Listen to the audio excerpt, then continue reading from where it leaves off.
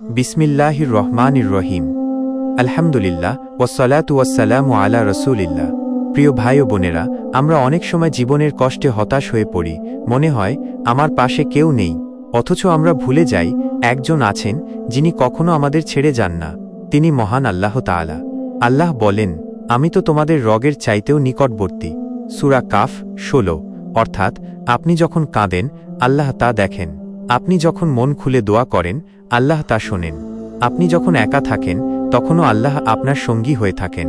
কষ্টের সময় আল্লাহর ওপর ভরসা রাখুন, নামাজে দাঁড়ান, দোয়া করুন, আপনি কখনো একা নন। মনে রাখবেন, এই পৃথিবীর সব দরজা বন্ধ হয়ে গেলেও আল্লাহর দরজা কখনো বন্ধ হয় না।